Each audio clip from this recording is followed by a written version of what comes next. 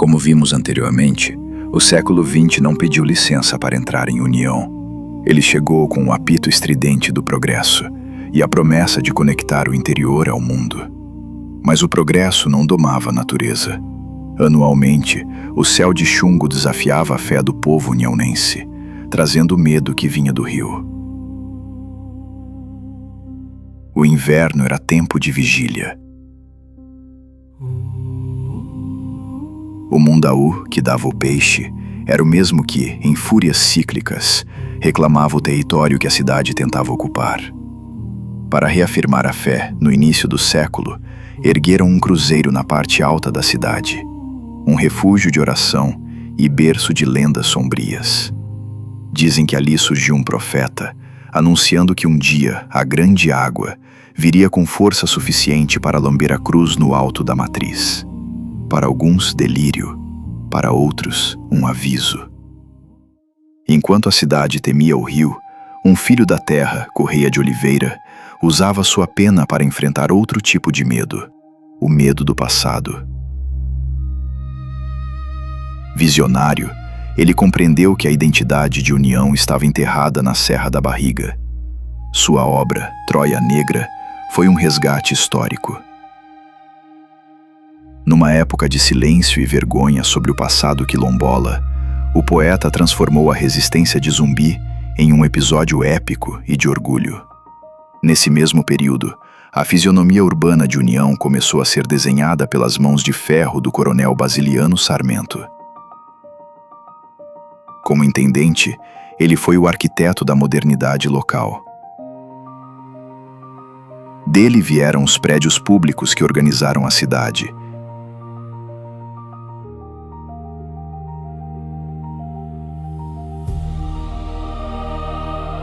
E também os primeiros calçamentos que livrou as botas da elite da lama vermelha. Sua obra mais simbólica foi a ponte sobre Mundaú.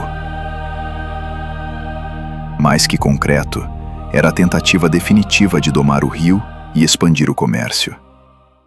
A cidade crescia ao redor dos trilhos.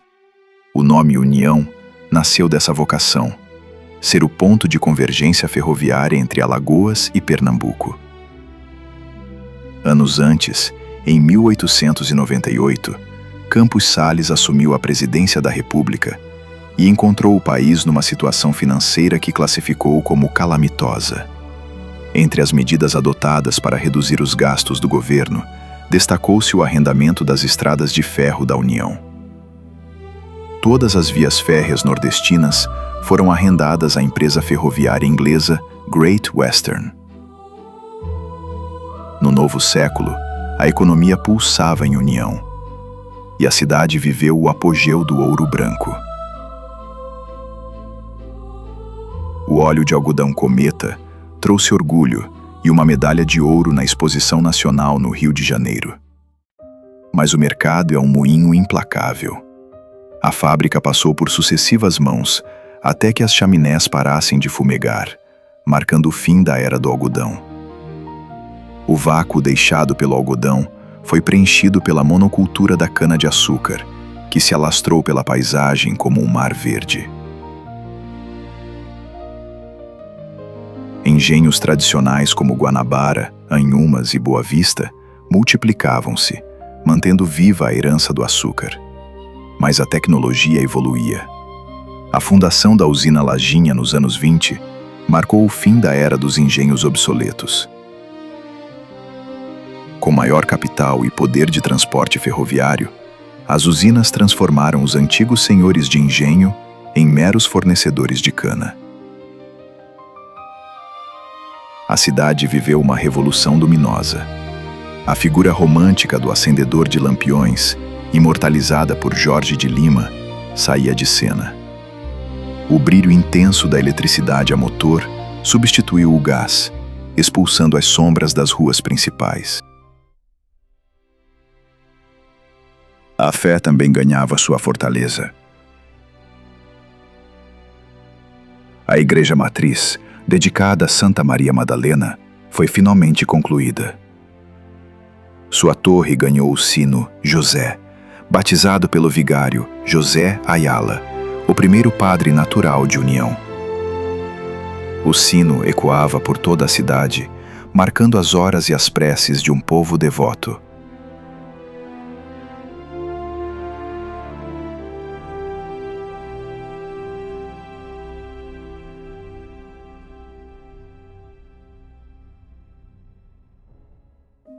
A cidade fervilhava nesse período. A feira livre expandiu-se, ocupando as ruas com uma diversidade vibrante de cores, cheiros e gentes. A educação, enfim, ganhou um templo, o Grupo Escolar Rocha Cavalcante, um prédio de pedra imponente para formar as novas gerações. Marcou o fim das escolas improvisadas em casas. O nome homenageava Chico Rocha, a imagem viva do patriarcado rural, cuja elegância de linho branco se tornou lendária na região. Nos anos 30, o grande construtor, Basiliano Sarmento, faleceu. Deixou lendas de botijas de ouro enterradas e uma cidade em transformação.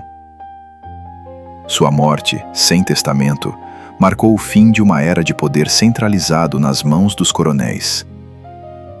Curiosamente, seu último médico foi Jorge de Lima. O poeta palmarino deixou seu consultório em Maceió para cuidar do velho coronel até o fim. Chico Rocha Filho foi o grande agitador da década de 30.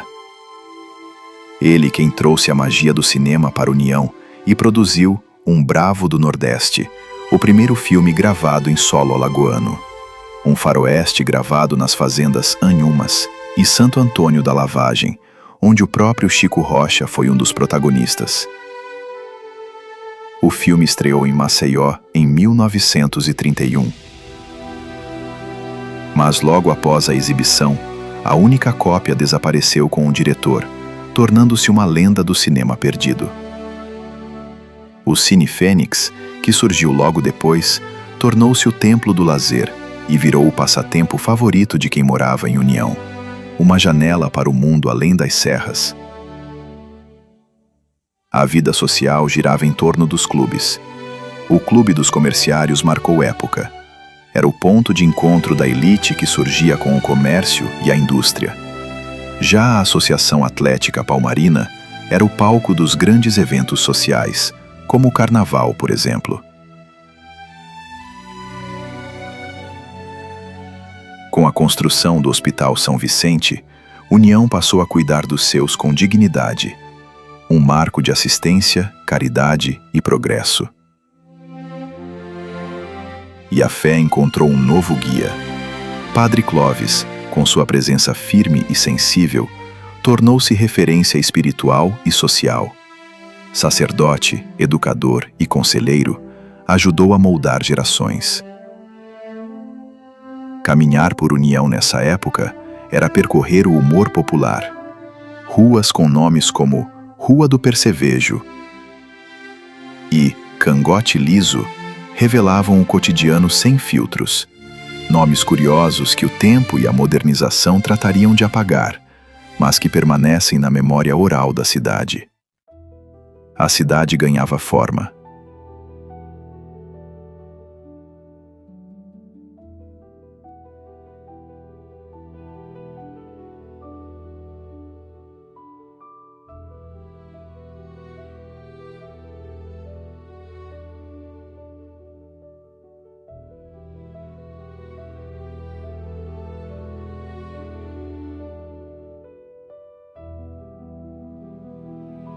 A Praça da Estação, com seus jardins e bancos, tornou-se o cartão postal onde se aguardava a chegada do trem.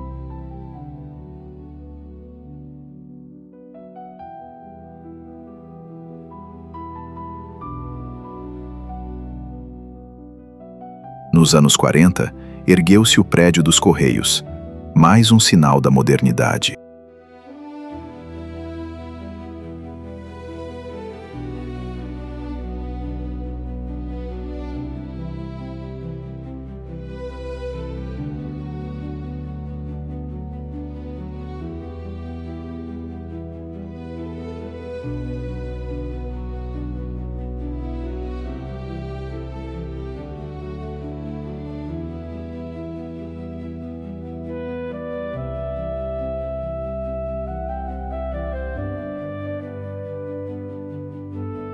Mas a maior mudança viria de longe.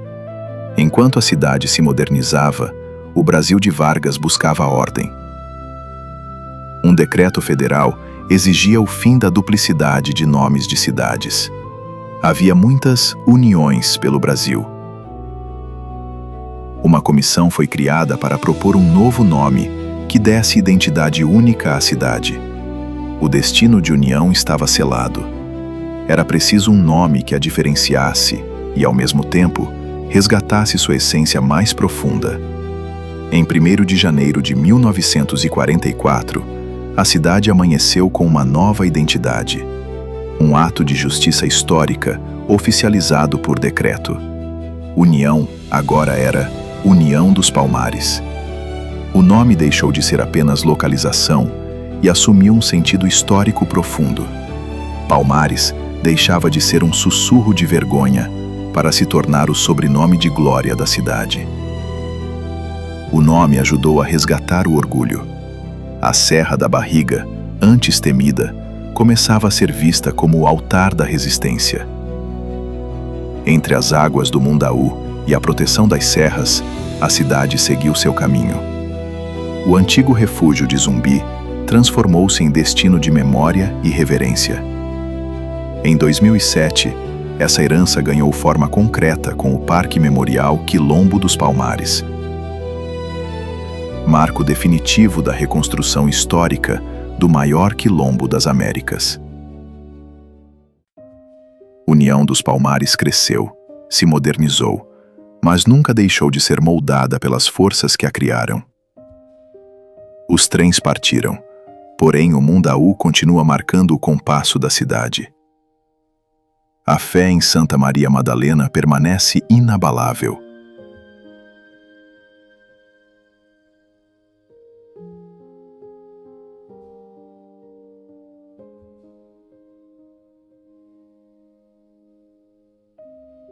E a resiliência do povo palmarino continua sendo a verdadeira argamassa que sustenta esta cidade, tantas vezes testada, tantas vezes renascida. A história de união não termina aqui. Ela continua na poesia universal de Jorge de Lima, que levou a alma palmarina para o mundo. Continua na força cultural de figuras como a professora Maria Mariá de Castro Sarmento e o professor Dilson Moreira. Na fé de padres que marcaram gerações, como os canadenses Donald e Emílio.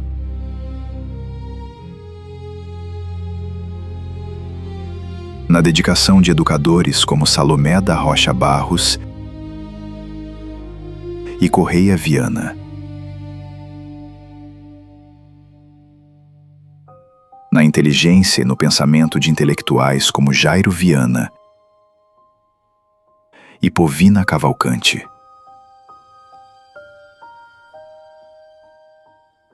Nas vozes que ecoaram identidade e sentimento como Lourdinha Macena e Silvio Sarmento. Na trajetória de homens públicos como Antenor Uchoa e Afrânio Vergetti.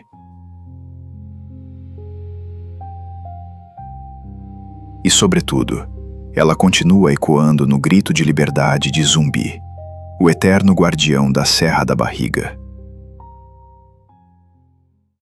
Das guerras e das enchentes, ergueu-se uma cidade que aprendeu a se definir por si mesma. Transformou dor em identidade, marcas em consciência, passado em fundamento. Uma cidade que sabe de onde veio, que sabe por que resistiu e que segue todos os dias escrevendo a própria história. União dos Palmares não esquece suas dores, mas celebra diariamente sua capacidade de renascer. E a história continua sendo escrita, dia após dia, pelas mãos de seus filhos. segue na longa romaria, leva a carga pesada, o fruto de labor. Esta é a União dos Palmares, a cidade que surgiu das cinzas. Fumaça, um novo alvorecer, o chão treme, range, o silêncio se vai. Uma força imensa que vem para vencer. O progresso avança e a paisagem esvai. O apito corta o vento, um som desconhecido, ecos de um futuro em cada batida. A máquina respira, grito comprido, mudando a paisagem, mudando a vida.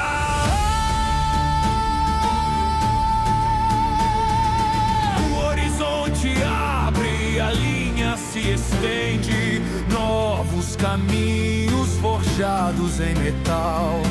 A chegada anuncia, o tempo se rende, um novo Brasil em seu rito ancestral.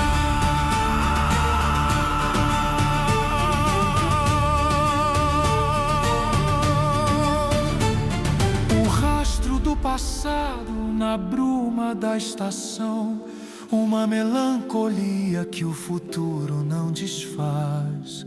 O trem se afasta, silente canção de um tempo que se foi.